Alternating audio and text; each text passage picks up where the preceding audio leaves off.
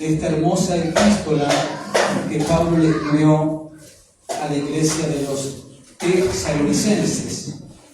Así que vayamos allí a la primera carta a los tesalonicenses, capítulo 4.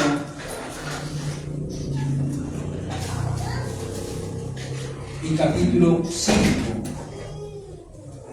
El domingo anterior habíamos concluido con el capítulo 4, ¿se acuerdan? Que habíamos estudiado versículo 13 al versículo 18, donde el apóstol Pablo le revela a esta joven iglesia sobre que el Señor un día vendrá a recoger a los creyentes para llevárselos. Hoy vamos a comenzar el capítulo 5, donde Pablo va a hablar, capítulo 5 a partir del verso 1 al versículo 11, donde Pablo va a hablar sobre el día del Señor, que es un evento totalmente distinto al arrebatamiento de la iglesia que Pablo reveló en el capítulo 4, versos 13 al 18. Pero Pablo ya había predicado, Pablo ya había enseñado, había discipulado el apóstol Pablo y les había enseñado a los creyentes de la iglesia de Tesalónica sobre el día del Señor. Ya les había enseñado el apóstol Pablo sobre este evento del día del Señor, que ahora vamos a estudiar el tiempo de este día del Señor y el carácter del día del Señor. En otras palabras, ¿qué significa esa frase, ese título, el día del Señor? Pero el apóstol Pablo, esta joven iglesia, cuando él estuvo allí en Tesalónica, les había enseñado sobre qué significaba, qué era el día del Señor. Venga por un segundo a la segunda carta a los tesalonicenses, en el capítulo 2, y veamos claramente cómo Pablo les recuerda que él les había enseñado sobre este evento. Segunda carta a los tesalonicenses, capítulo 2, versículo 1. ¿Me sigue? Segunda de Tesalonicenses 2:1, dice el apóstol Pablo allí: pero con respecto a la venida de nuestro Señor Jesucristo y nuestra reunión con Él, os rogamos, hermanos, que no os dejéis mover fácilmente de vuestro modo de pensar, ni os conturbéis, ni por espíritu, ni por palabra, ni por carta, como si fuera nuestra, en el sentido de que el día del Señor está cerca. Verso 3, nadie os engañe en ninguna manera, porque no vendrá sin que antes venga la apostasía y se manifieste el hombre de pecado, el hijo de perdición. Verso 4, el cual se opone y se levanta contra todo lo que se llama Dios o es objeto de culto, tanto que se sienta en el templo de Dios como Dios, haciéndose pasar por Dios. ¿No os acordáis, le dice Pablo, no os acordáis que cuando yo estaba con vosotros todavía os decía esto? ¿Lo puede ver en el verso 5? Pablo ya les había enseñado a esta joven iglesia de Tesalónica en esos aproximadamente 6 meses que él estuvo allí con ellos cuando fundó la iglesia. Él estuvo aproximadamente 6 meses, y en ese lapso de tiempo Pablo, entre tantas cosas que les enseñó, entre tantas doctrinas que les comunicó, también les enseñó esta doctrina, esta enseñanza sobre el día del Señor en ese breve tiempo que él estuvo reunido con ellos. Aquí se los aclara en la segunda carta, en ese versículo 5 del capítulo 2 de Segunda de Tesalónica, que él les recuerda que él ya les había enseñado sobre el día del Señor. Ahora la pregunta que nos podemos hacer es: ¿y Pablo de dónde les enseñó sobre el día del Señor? Pablo lo podía haber recibido como revelación de parte de Dios, él era un apóstol, como hizo con el arrebatamiento en el capítulo 4.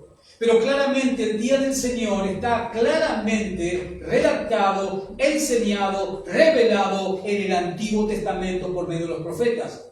Esa fue la fuente que tomó el apóstol Pablo para enseñarle a los tesalonicenses sobre el tiempo y el carácter del día del Señor.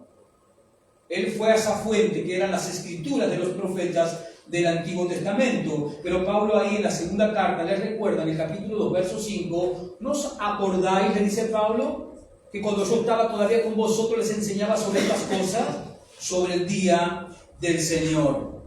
Y obviamente Pablo así en el capítulo 4, ¿se acuerdan ustedes? Que Pablo abordó el tema la preocupación que esta joven iglesia tenía, ¿se acuerdan? Sobre los que habían muerto. Capítulo 4, verso 13.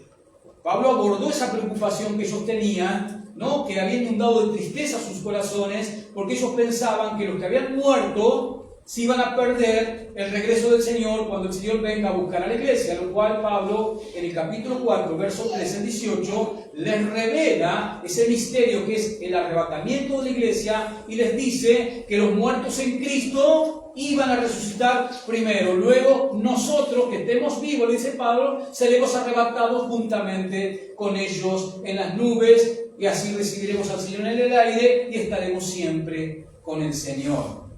Claramente, Pablo había abordado y les había dado conocimiento sobre ese evento. Ahora, sobre el día del Señor, ¿no? Probablemente Timoteo llevó esas inquietudes a Pablo cuando éste regresó de Tesalónica. ¿Se acuerdan la secuencia? Pablo llega a Tesalónica, Hechos capítulo 17, verso del 1 al 9, funda la iglesia, pero prontamente tiene que dejar ese lugar. ¿Por qué? Por la hostilidad de los judíos que se oponían. Y Pablo tiene que salir con su grupo misionero, que estaba compuesto por Silas o Silvano, Timoteo y Pablo. Ese era el grupo misionero. Tienen que huir de Tesalónica porque sus vidas corrían riesgo, ¿no? Se van a Atenas. Allí se quedan los tres y Pablo estaba preocupado por los creyentes de Tesalónica. ¿Se acuerdan? Tenía pesar en su corazón, como un padre, porque ellos eran sus hijos espirituales. ¿Y qué hace Pablo? Decide enviar de nuevo ¿a quién? A Timoteo, que regrese a Tesalónica para ver cómo estaban los hermanos. Y obviamente Timoteo regresó, estuvo un tiempo con los hermanos, y eso lo podemos ver claramente en el capítulo 3 de esta carta, cómo Timoteo regresa de Tesalónica y se vuelve a encontrar con Pablo y le trae el reporte, capítulo 3, verso 2. Fíjese lo que dice así la carta, 1 Tesalonicenses 3:2. Dice, y enviamos a Timoteo, ahí está, y enviamos a Timoteo, nuestro hermano, servidor de Dios y colaborador nuestro en el Evangelio de Cristo, para confirmaros y exhortaros respecto a vuestra fe. Salta el versículo 6. Dice el verso 6, pero cuando Timoteo volvió de vosotros a nosotros y nos dio buenas noticias de vuestra fe y amor, y que siempre nos recordáis con cariño, deseando vernos como también nosotros a vosotros. Y claro está que probablemente Timoteo llevó esta inquietud entre las tantas otras que tenían de estos creyentes, la inquietud que ellos tenían sobre el día del Señor. Probablemente Timoteo llevó esa inquietud a Pablo cuando él regresó de Tesalónica, como podemos ver en este versículo 3 y versículo 6 del capítulo 3 de este capítulo. Pablo en este capítulo 5 ahora, de 1 Tesalonicenses, va a abordar el tema sobre el día del Señor. ¿Para qué? Para aclararles, para sacarles dudas sobre esta situación y sobre este evento. Eso es lo que va a hacer Pablo en este capítulo 5 de esta primera carta. Y Pablo pasa de la bendita esperanza del arrepentimiento, capítulo 4, ya lo estudiamos, cuando él revela el arrebatamiento de la iglesia, cuando el Señor se lleve a los creyentes. Pablo pasa de la bendita esperanza que es el arrebatamiento. ¿Es una bendita esperanza, hermano, para ti o no? Saber que el Señor en cualquier momento nos saca de este mundo, ¿no? Bueno, Pablo enseña, explica el arrebatamiento de la iglesia, lo cual es la bendita esperanza que tenemos los creyentes, y pasa ¿hacia dónde?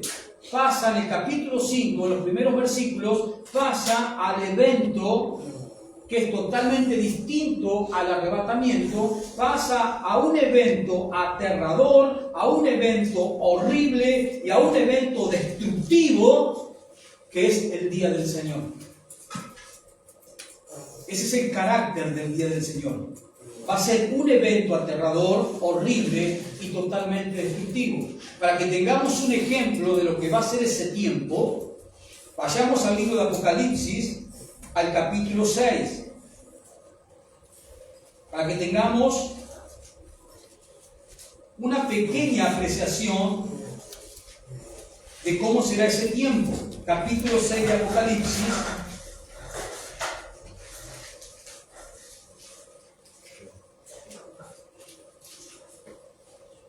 Versículo 8.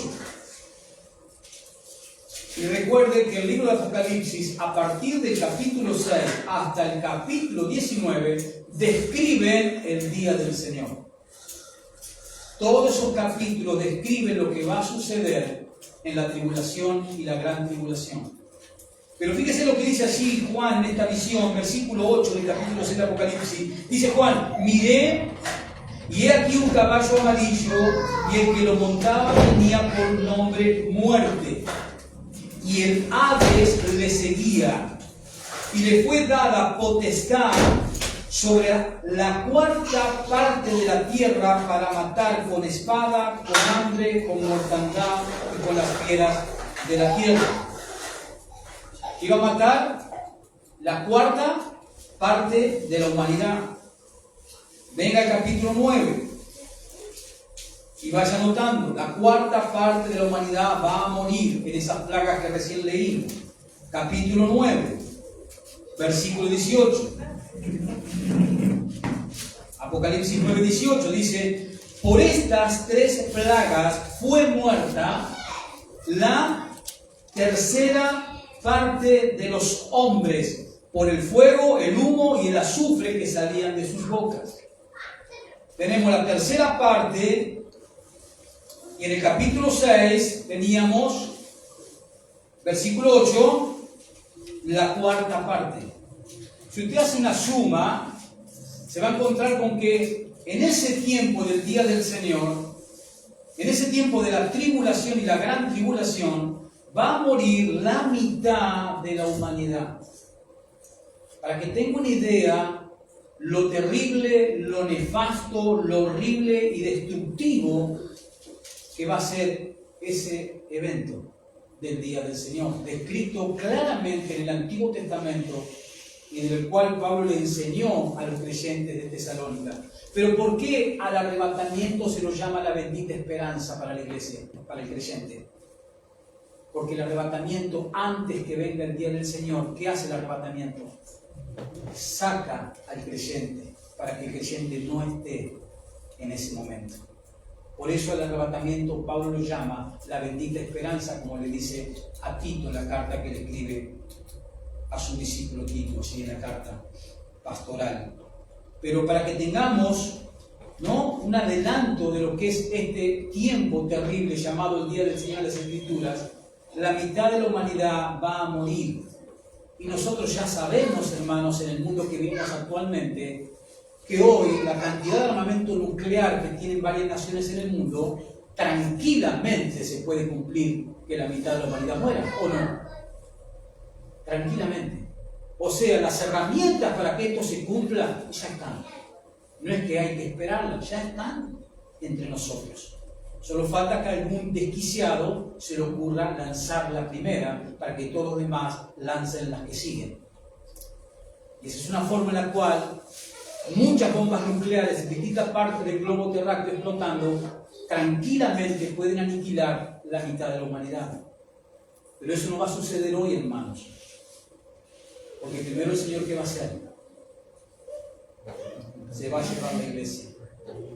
Por eso se llama la bendita esperanza. Entonces Pablo pasa de la bendita esperanza que él reveló en el capítulo 4 de 1 Tesalonicenses a estos creyentes y obviamente a toda la iglesia, y pasa al capítulo 5 donde el apóstol Pablo va a hablar y se va a referir sobre el día del Señor. Capítulo 5, verso 1, dice el apóstol Pablo: pero acerca de los tiempos y de las ocasiones no tenéis necesidad, hermano, de que yo os escriba.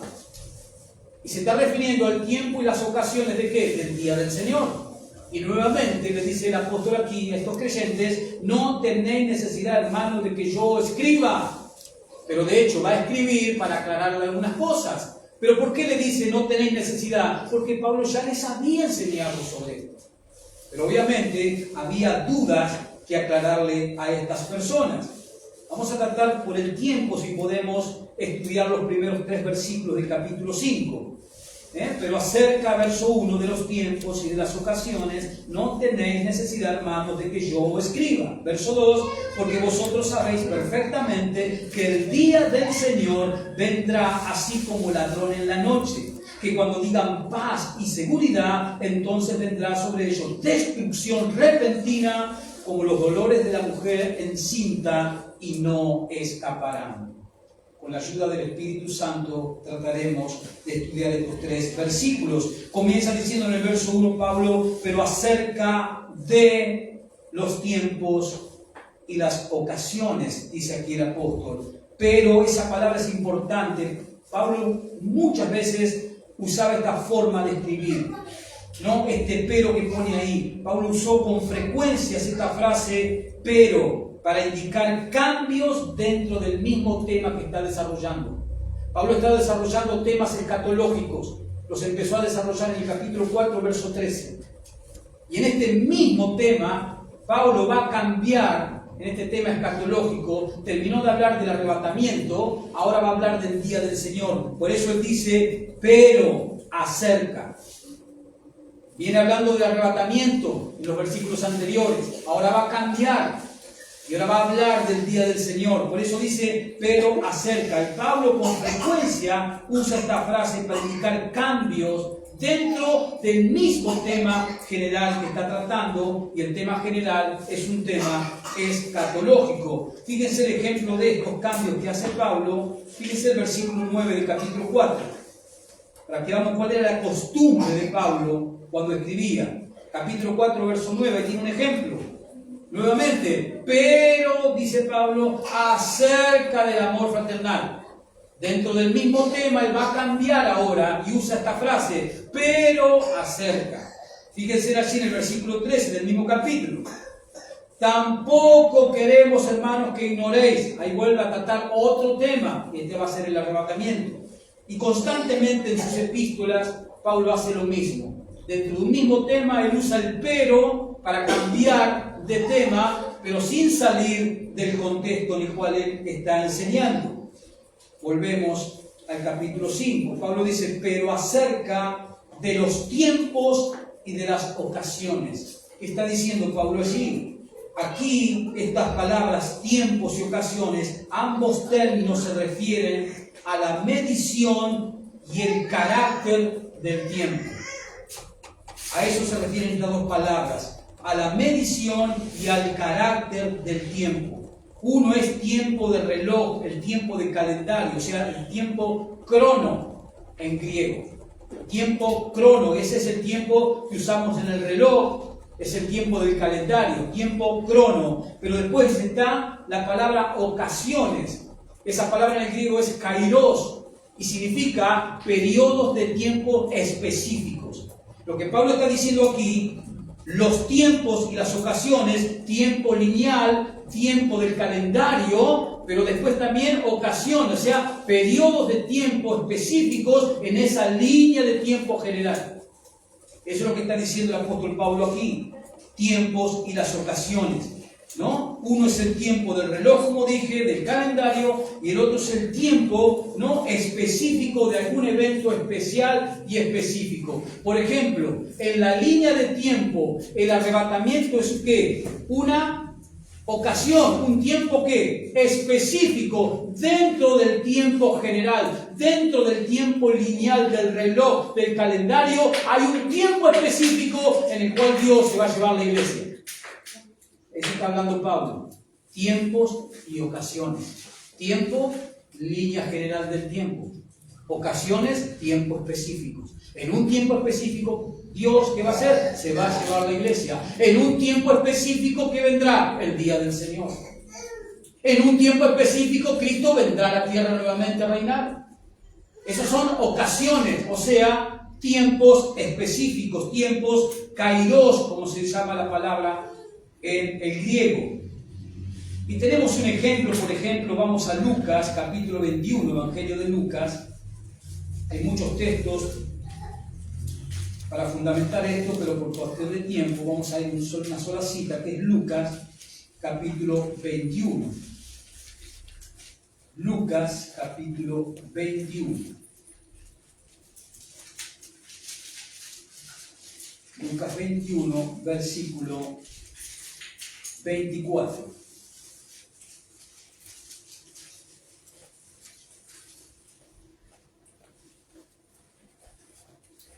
El Señor Jesús aquí, a partir del verso 7, está hablando de las señales del tiempo del fin, de su venida en gloria a tomar posesión de este planeta. Versículo 7 comienza ese sermón que él dio en el Monte de los Olivos. Y al final de ese sermón, dice Lucas, en el versículo 24, dice Jesús lo siguiente. Lucas 21, verso 24. Y caerán a filo de espadas y serán llevados cautivos a todas las naciones, y Jerusalén será hollada, o sea, pisoteada por los gentiles, hasta que, ¿qué dice ahí? Hasta que los tiempos, ahí está, kairos, tiempo específico, hasta que los tiempos de ¿quiénes? De los gentiles se cumplan. O sea, nosotros estamos viviendo en un tiempo específico, bíblicamente, que es el tiempo de ¿quién? De los gentiles. Dios trató con la nación de Israel hasta que Babilonia, con su rey Nabucodonosor, invadió Jerusalén, la destruyó como juicio de Dios, como instrumento de Dios, y los llevó cautivos. Ahí se terminó el tiempo en el cual Dios trató con la nación de Israel. A partir de ahí, de la invasión de los babilonios y la destrucción de Jerusalén y la cautividad judía, a partir de ahí comenzó el tiempo de los gentiles hasta el día de hoy. Pero el tiempo de los gentiles, tiempo caído, tiempo específico es ese, ¿va a terminar o no? Sí, va a terminar. ¿Cuándo? Cuando Cristo regrese a la tierra. Pero estamos viviendo en este tiempo que la Biblia llama el tiempo de los gentiles. ¿Qué está haciendo Dios hoy a través de la predicación del Evangelio? ¿Qué está haciendo Dios? ¿Salvando qué? Gentiles. Obviamente judíos también, que vienen a la fe por su arrepentimiento y fe en Cristo. Pero la salvación, cuando Israel rechaza a su Mesías, la salvación, la oportunidad de salvación, se abrió ¿a quién? A toda clase de personas, sin importar la nacionalidad. Porque estamos en el tiempo de los gentiles. Pero ese tiempo específico de los gentiles que tuvo un comienzo, que ya lo expliqué recién, y tendrá un final. Pero nosotros estamos en ese tiempo kairos, en ese tiempo específico, en ese tiempo ocasional, como dice Pablo aquí en Primera de Tesalonicenses. Volvamos al capítulo 5.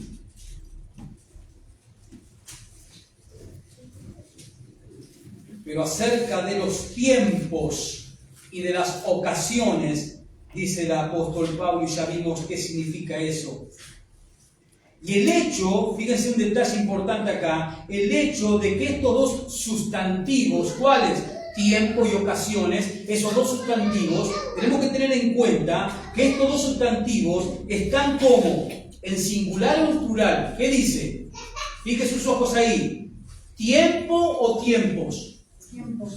Tiempos. ¿Están en singular o en plural? En plural. Y es un punto, un detalle muy importante que estos dos sustantivos estén en plural. ¿Por qué? Porque indican claramente, al ser plurales, indican claramente que los últimos tiempos están compuestos por ¿cuántos? Si es plural, por varios periodos de tiempo. ¿Entiende? Que estos sustantivos estén en plural significan que los últimos tiempos están divididos en varias ocasiones específicas. ¿Cuál es el primero? El arrebatamiento. ¿Cuál es el segundo? La gran tribulación. Y al final de la gran tribulación, el día del Señor. Y al final del día del Señor, el regreso de Cristo en gloria, visible, corporal, descendiendo en Jerusalén, en el Monte de los Olivos, cruzando sus pies ahí, como dice el profeta Zacarías. ¿Qué otro tiempo sigue después de ese? El reinado milenial del Mesías, de Jesús sobre esta tierra. Al final de los 1000 años, ¿qué sucede? Satanás es soltado.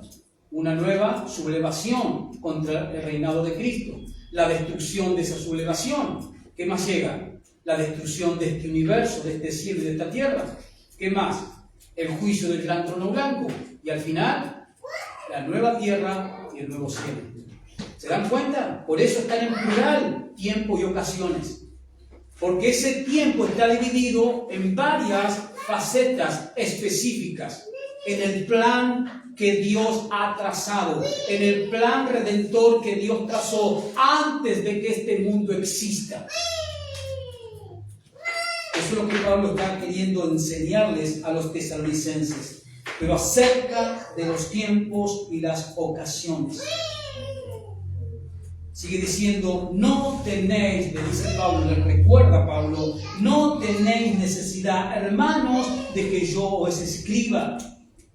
¿Por qué? Porque esta joven iglesia de Tesalónica sabían acerca del día del Señor, porque Pablo les había enseñado, como leímos en la segunda carta anteriormente. ¿Se acuerdan? Segunda de Tesalonicenses, capítulo 2, verso del 1 al 5. Específicamente el versículo 5. Que Pablo ya les había enseñado sobre el día del Señor. Versículo 2. Porque vosotros sabéis, le dice Pablo, fíjense, porque ustedes saben. ¿Y por qué sabían? Porque Él les había enseñado sobre el día del Señor. Porque vosotros sabéis perfectamente que el día del Señor vendrá así como ladrón en la noche. Hermanos, en las Escrituras, 19 veces, en los escritos de los profetas, en el Antiguo Testamento, 19 veces aparece la frase, el día del Señor. 19 veces los profetas del Antiguo Testamento citaron con esta frase a ese tiempo terrible y horrible y devastador que matará la mitad de la humanidad cuando llegue y cuando se dé. 19 veces lo llamaron el día del Señor. Y en el Nuevo Testamento, 4 veces aparece el día del Señor, reafirmando lo que los profetas dijeron en el Antiguo Testamento. Está en el capítulo 5, verso 2, como lo estamos leyendo aquí.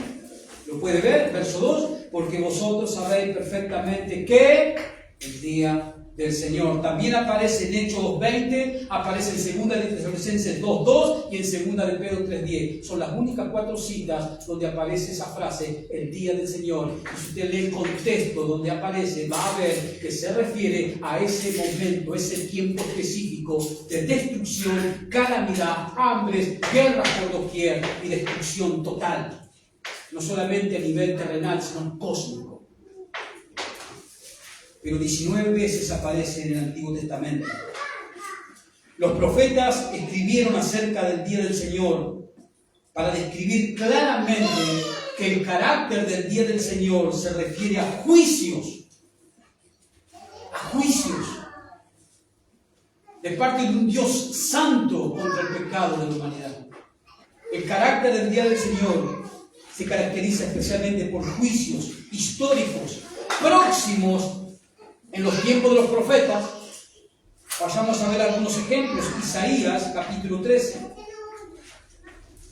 El día del Señor se refería a juicios que podían ser en los tiempos del profeta, pero también juicios escatológicos en un futuro. Isaías 13, vamos a ver algunos versículos sobre este día del Señor que los profetas hablaron, los profetas de Dios. Isaías 13, versículo 6.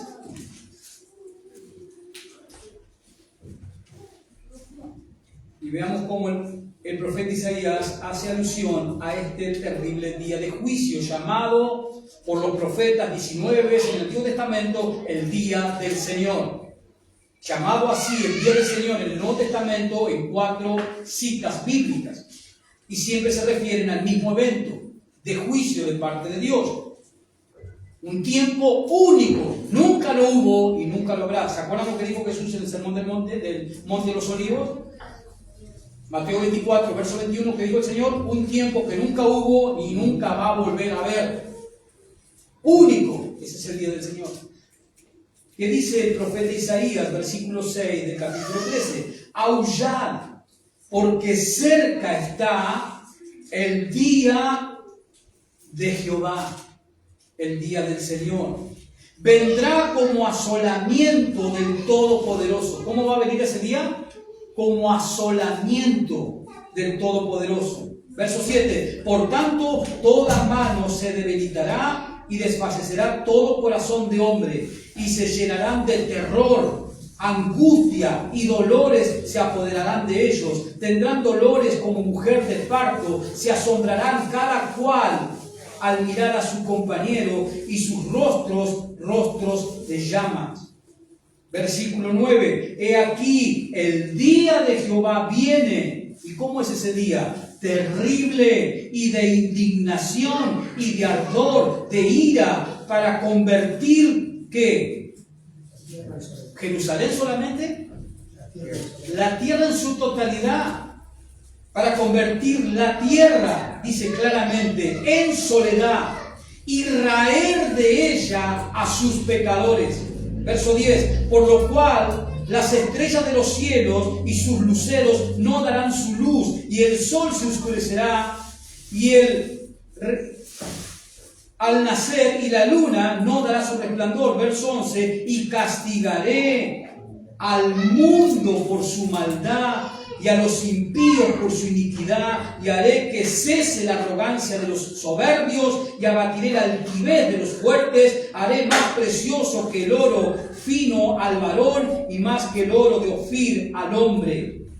Porque haré estremecer los cielos, y la tierra se moverá de su lugar en la indignación de Jehová de los ejércitos, y en el día del ardor de su ira. El Antiguo Testamento, sobre todo los escritos de los profetas, está lleno de alusiones al día del Señor y el carácter que tendrá el día del Señor.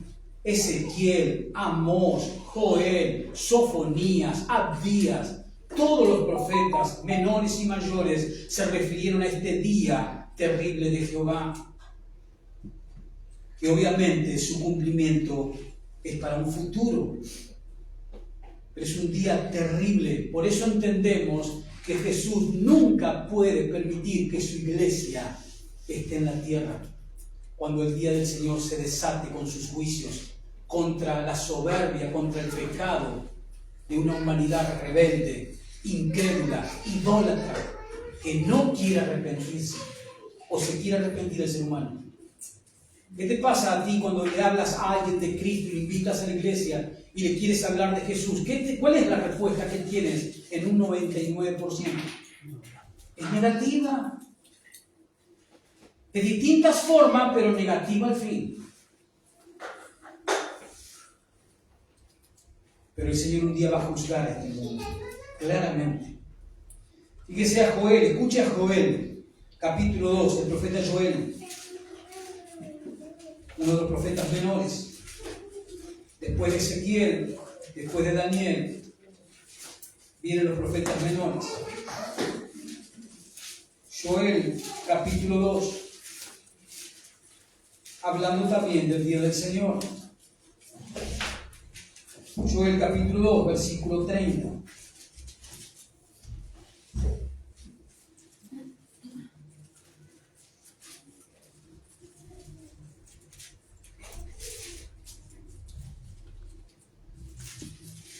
Lo encontró después de Daniel, después de Oseas, va a encontrar al profeta Joel, capítulo 2, versículo 30. ¿Me sigue? Amén. Fíjese lo que dice el verso 28. Usted tiene un título en su Biblia. ¿Qué dice el título? Derramamiento del Espíritu de Dios. Versículo 28 y 29. Tuvo su cumplimiento. Ya no es profecía. ¿Por qué ya no es profecía? Porque se cumplió. ¿Cuándo se cumplió? En Hechos. Hechos, capítulo 2, cuando Pedro empieza a dar su primer sermón, hace alusión a estos dos versículos, 28 y 29. Vamos a leerlos, 28. Y después de esto derramaré, dice, mi espíritu sobre toda carne, y profetizarán vuestros hijos y vuestras hijas.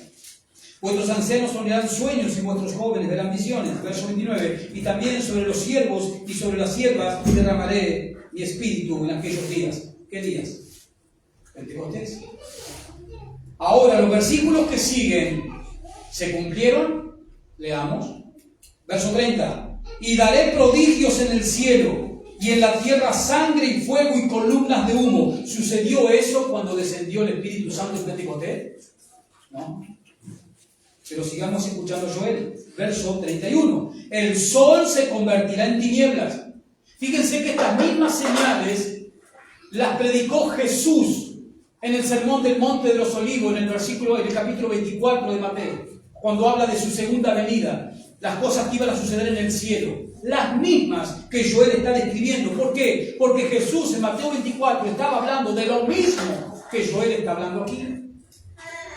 Versículo 30. Y daré prodigios en el cielo y en la tierra, sangre y fuego y columnas de humo. Verso 31. El sol se convertirá en tinieblas y la luna en sangre antes que venga el día grande y ¿qué más? Espantoso de Jehová. Que vimos en Apocalipsis, la mitad de la humanidad morirá. ¿Y será espantoso eso? Va a haber muertos por doquier. Por hambre, por guerras, por bestias. Aquí Joel, bajo la inspiración del Espíritu Santo, dice que ese día grande y es un día terrible y espantoso de Jehová. Verso 32. Y todo aquel que invocare el nombre de Jehová será salvo. ¿Qué quiere decir Joel aquí? Que en medio de esa tribulación terrible va a haber personas que se van a ¿qué? A salvar. Y eso es lo que enseña Apocalipsis del capítulo 6 a capítulo 19, que describen detalles el día del Señor. También nos dice que va a haber gente que se va a salvar. Verso 32. Y todo aquel que invocar el nombre de Jehová será salvo, porque en el monte de Sión y en Jerusalén habrá salvación, como ha dicho Jehová, y entre el remanente al cual él habrá llamado. Eso habla de la salvación de Israel como nación en esos tiempos. Pero vemos claramente muchas más citas de los profetas hablando del carácter de cómo será ese día del Señor que vendrá a esta tierra. Por eso Pablo llama al arrebatamiento la bendita esperanza, porque el arrebatamiento tiene como fin, el arrebatamiento tiene como propósito sacar a los creyentes de la tierra antes que venga el día del Señor. Por eso podemos ver un orden cronológico en Primera de Tesalonicenses. Capítulo 4, versos 13 al 18, el arrebatamiento. Capítulo 5, el día del Señor. Dos eventos que explicamos el domingo pasado totalmente distintos. No son lo mismo. Aunque nosotros sabemos que hay líneas teológicas que nos quieren hacer creer que es un solo y mismo evento. Las Escrituras claramente enseñan que el arrebatamiento es la bendita esperanza para la iglesia cuando el Señor venga a recogernos, a reunirnos y a llevarnos con Él. Y el día del Señor, la tribulación, la gran tribulación sobre todo, es otro evento totalmente distinto dentro de las ocasiones, de los tiempos específicos que Dios ha diagramado en su plan redentor. En 6 ocasiones se lo califica este día de Jehová como un día grande y un día terrible. Y 4 veces se lo llama el día de la venganza. ¿De la venganza de quién? De Dios. Sobre una humanidad rebelde, soberbia, idólatra, pecaminosa. En el Nuevo Testamento, este día del Señor se lo llama el día de la ira. Así lo llamó Pablo en la carta a los Romanos, capítulo 2.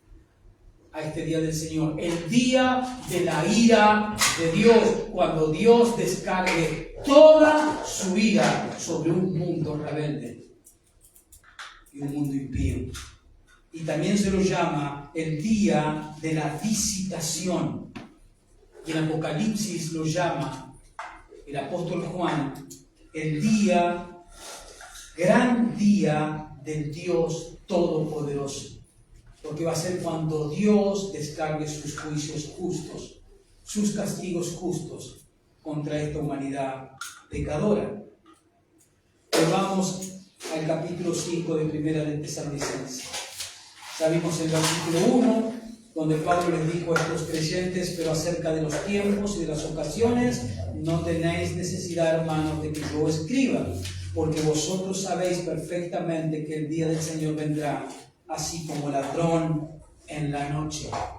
Así como ladrón en la noche. ¿Qué está queriendo decir Pablo aquí? Esta frase, como ladrón en la noche, escúcheme bien, esta frase, como ladrón en la noche, nunca se usa en la Biblia con referencia al arrebatamiento. Repito, esta frase, como ladrón en la noche, nunca hay que relacionarla con el arrebatamiento. Esta frase, como ladrón en la noche, tiene que ver con el día del Señor, con el día de Jehová, y no con el arrebatamiento de la iglesia. Y se emplea como ladrón en la noche para aludir a la venida de Cristo a juzgar a este mundo pecador en ese día llamado el día de Jehová o el día del Señor, lo cual será y se llevará a cabo el final de la gran tribulación. Y así como el ladrón viene sin avisar, ¿es verdad? Los ladrones cuando roban, ¿qué hacen? ¿Avisan? ¿No? Entonces, de la manera como el ladrón viene sin avisar, el día de Jehová vendrá sobre este mundo ¿cómo? Sin avisar. Cuando el mundo diga, que él lo dice en el versículo 3, cuando el mundo diga, tenemos paz, nunca hemos tenido una paz como la tenemos ahora, de repente caerá sobre ellos el día del Señor. Por eso se emplea la frase en la Biblia, la usó Pablo, pero la usó el Señor Jesús en el sermón del Monte de los Olivos. A esta frase, como ladrón en la noche, ¿no? Como el ladrón viene sin avisar, también el día del Señor vendrá sin advertencia. Como dice el versículo 3, que cuando digan el mundo en su totalidad, cuando diga paz y seguridad, que obviamente será falsa, porque ahí estará en el mundo en ese momento gobernando el último dictador mundial, que la Biblia lo llama el anticristo o el hombre de pecado o el hombre de perdición, que son los títulos que se le dan, se le aluden a ese último dictador que gobernará el mundo en su totalidad. Cuando ese hombre ponga una paz falsa y una tranquilidad falsa, de repente, como el ladrón de la noche, vendrá el día, el juicio del Dios Todopoderoso. Cuando digan, dice el verso 3, paz y seguridad. Y esto obviamente nos lleva también al Antiguo Testamento. ¿Por qué? Porque al igual que los profetas falsos que hubo en el Antiguo Testamento, ¿y qué hacían? ¿Cuál era la misión de los profetas falsos que tuvo el pueblo de Israel en el Antiguo Testamento? Cuando Dios enviaba a través de sus profetas verdaderos, les enviaba advertencia de que si no dejaban la idolatría, que si no dejaban la vida pecaminosa, Dios los iba a juzgar. Se levantaban paralelamente junto a estos otros profetas que le decían al pueblo: tranquilo Israel, pronto el Señor traerá bendición y más prosperidad. Lo mismo pasa hoy, hermanos. Porque la misión del falso creyente, del falso cristiano, ¿cuál es? Decir que está todo bien con Dios. ¿Y la realidad cuál es? No está todo bien con Dios. Por eso el Nuevo Testamento llama al ser humano ¿a qué? A que se arrepienta. Porque precisamente no está todo bien con él. Por eso Jesús en el Evangelio de Marcos, cuando empieza el Evangelio, Jesús comienza su ministerio terrenal haciendo un llamado, diciendo: arrepentíos porque el reino de los cielos se ha acercado. Así comenzó Jesús su ministerio terrenal, llamando a las personas al arrepentimiento. Pero volviendo al punto, al igual que los falsos profetas del Antiguo Testamento que profetizaron un futuro radiante de Israel, un futuro de bendición en Israel, a pesar de las advertencias que Israel recibía por boca de los profetas verdaderos, de que si no se arrepentían, el juicio de Dios caería sobre ellos. Fijémonos un solo ejemplo en el profeta Jeremías, para corroborar esta verdad de los falsos profetas que también profetizaban mentira, bendición, cuando en realidad Dios los estaba exhortando a que se arrepintiesen antes que venga el juicio. Jeremías 14, versículo 13. Jeremías 14, versículo 13. Jeremías 14, versículo 13. Amén. Jeremías es el que está hablando aquí bajo la inspiración del Espíritu. Y yo dije, dice Jeremías, Señor Jehová, he aquí que los profetas le dicen. ¿A qué profetas se está refiriendo Jeremías? A los falsos. He aquí que los profetas les dicen. ¿A quién? Al pueblo de Israel. No veréis espada, ni habrá hambre entre vosotros, sino que en este lugar os daré paz y verdadera. Verso 14. Me dijo entonces Jehová, dice Jeremías. Jeremías dice, me dijo entonces Jehová, falsamente profetizan los profetas en mi nombre. No los envié, ni les mandé, ni les hablé. Visión mentirosa, adivinación, vanidad y engaño de su corazón os profetizan. Y el libro de Jeremías, sobre todo el capítulo 23, es una exposición sobre lo que sucedía en los tiempos de Jeremías en el pueblo de Israel. Jeremías era un profeta genuino de parte de Dios, levantado por Dios para decirle al pueblo de Israel que deje su pecado, porque si no el juicio los iba a alcanzar. Pero junto a Jeremías se levantaban los falsos, con un mensaje totalmente opuesto. Dios te ama, Dios te quiere bendecir, Israel. No te preocupes, viene un futuro mejor, Israel. Lo mismo pasa hoy. Lo mismo sucede en estos días.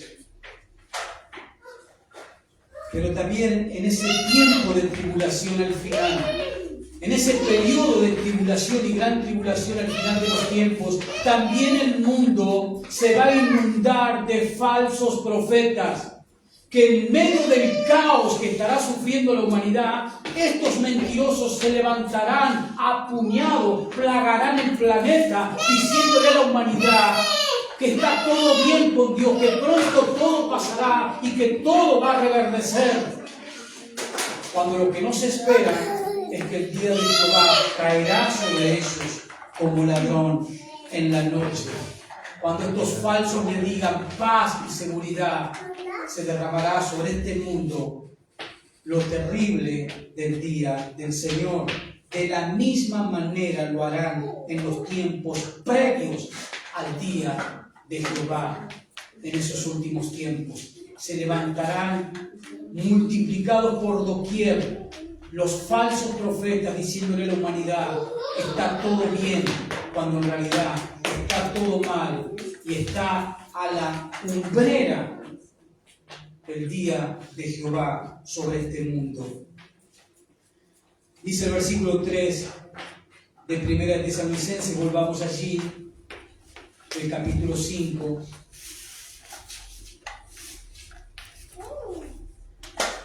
Donde habíamos quedado.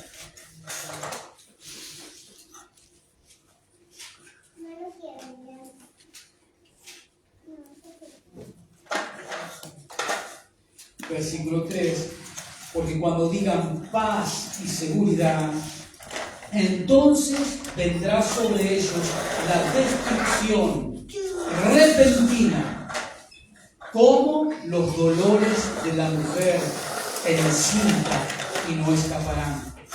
¿Qué le pasa a las mujeres que están aquí cuando empezaron las contracciones? ¿Qué pasó? Al poquito tiempo, ¿qué sucedió? ¿Dieron a luz o no? Por eso compara la Biblia, ese tiempo lo compara con la mujer cuando empieza con sus primeros dolores. Va a ser un periodo corto de tiempo. Cuando en el mundo empiecen a suceder estas cosas, el tiempo va a ser corto. Rápidamente va a dar a luz. ¿Y el qué va a dar a luz? La segunda venida de Cristo. Entonces vendrá sobre ellos destrucción repentina como los dolores de la mujer encinta y no escaparán. El Señor Jesús en Mateo 24:8 usó esta misma ilustración de la mujer cuando está encinta. ¿Por qué? Porque Jesús estaba hablando de lo mismo que Pablo está hablando aquí. Jesús estaba haciendo alusión al día del Señor, a los momentos previos del día del Señor. Y el mundo estará como una mujer cuando está en sus contracciones. Se van a desencadenar los juicios del día del Señor sobre ellos. Y obviamente que esos dolores, esa ilustración que hace Jesús y Pablo aquí, de que antes que descienda el día del Señor en juicios, va a ser como la mujer, el mundo va a estar como una mujer que empieza con sus contracciones, obviamente que representan el carácter progresivo, dinámico y doloroso de ese día del Señor, que va a dar como luz finalmente el regreso del Señor Jesucristo a la tierra, para que Él empiece una nueva era. La era milenial, la era donde Él va a reinar como Rey sobre Israel y a través de Israel sobre toda la humanidad. Eso es lo que está diciendo en el verso 13. Porque cuando digan paz y seguridad, entonces vendrá sobre ellos destrucción repentina. ¿Cómo, Pablo? Y Pablo te dice, como los dolores de la mujer encinta, y no escaparán. No escaparán. Hermanos, al igual que la iglesia de los tesalonicenses, a los cuales Pablo le escribió esta carta, nosotros también tenemos absolutamente toda la información del tiempo y de las ocasiones, o sea, el carácter, el tiempo y el carácter del día del Señor. ¿Dónde? En las Escrituras. Los tesalonicenses lo sabían porque Pablo a través de las Escrituras se los había enseñado. 2000 años después, nosotros hoy aquí, al igual que ellos, también tenemos toda la información de ese tiempo y del carácter de ese día del Señor, porque tenemos la Escritura. Y mejor que los tesalonicenses estamos nosotros, porque nosotros tenemos el Nuevo Testamento completo. Y cuando Pablo le escribió la carta a los tesalonicenses, el Nuevo Testamento se estaba escribiendo. Nosotros tenemos la profecía más segura, como dice Pedro en su segunda carta, capítulo 1. ¿Y a qué se refería Pedro que tenemos la profecía más segura? Al libro que tú tienes en tus manos. Entonces, de la misma manera, al igual que los tesalonicenses, nosotros también tenemos toda la información acerca o sobre el carácter del día del Señor. Pero también, como los tesalonicenses tenían, nosotros también tenemos que la esperanza bendita. Los tesalonicenses no iban a estar, no iban a pasar el día del Señor. ¿Por qué causa? Porque en el capítulo 4 Pablo ya les había revelado que el Señor los iba a arrebatar. De la misma manera, nosotros, los creyentes en Cristo, ¿qué seguimos aguardando? Mientras trabajamos, mientras nos hacemos cargo de nuestras responsabilidades, pero mientras hacemos eso, ¿qué hacemos? Esperamos que el Señor nos venga a sacar de este mundo.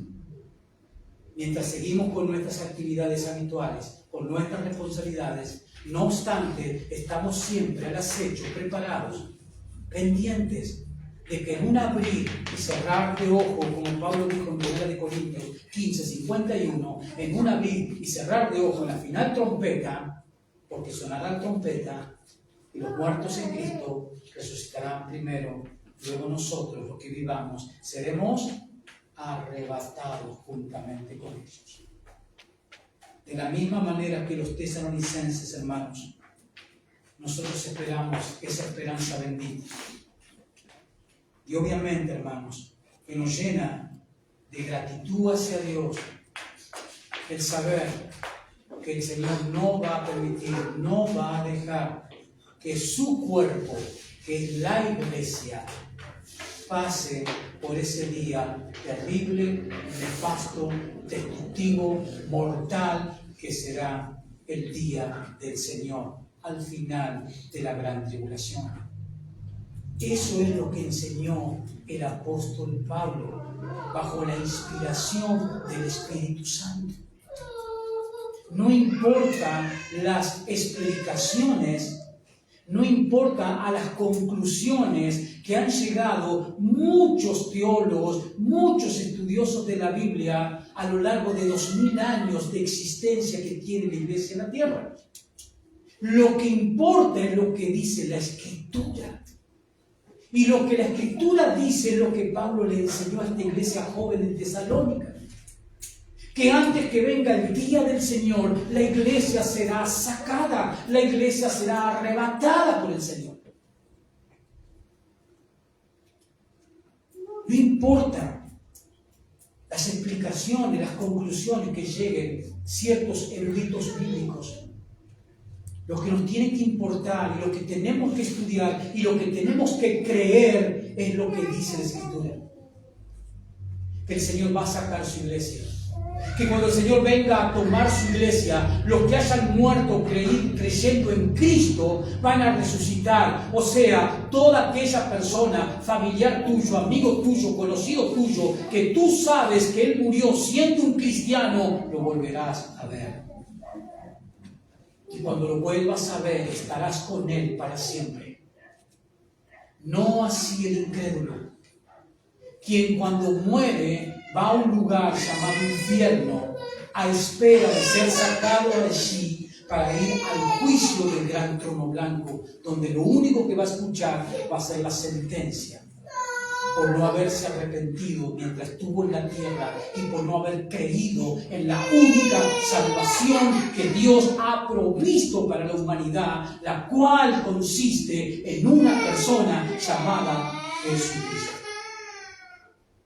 Porque no hay otro nombre, dijo Pedro, en Hechos capítulo 4, versículo 12. No hay otro nombre, no hay otro, dado a los hombres, a la humanidad, en la cual puedan ser salvos.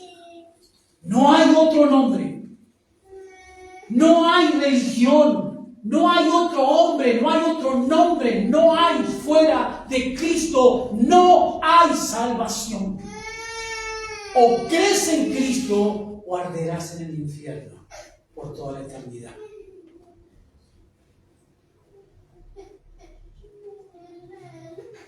Pablo, cuando le escribió a los Corintios, en la primera carta, los Corintios eran una ciudad griega, plagada de filosofía.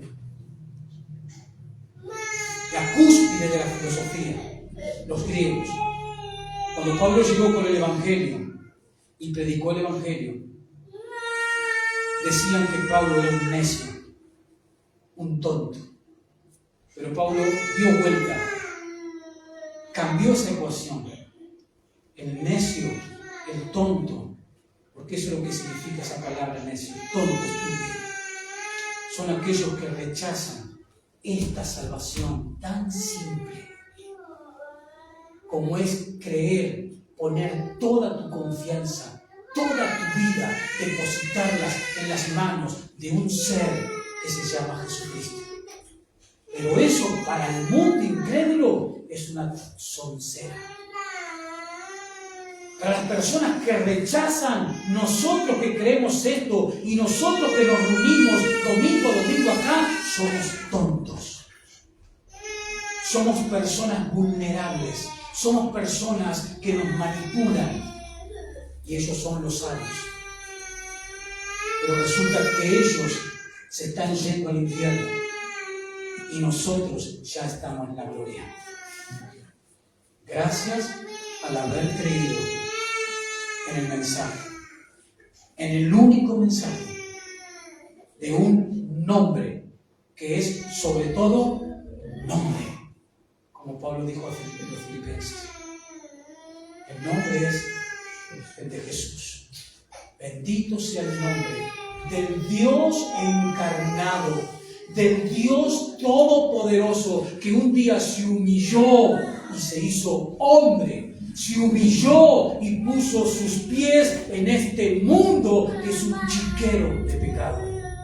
Él, el santo, el puro por excelencia, el perfecto por excelencia, él descendió a este mundo con una sola misión: salvar a los pecadores.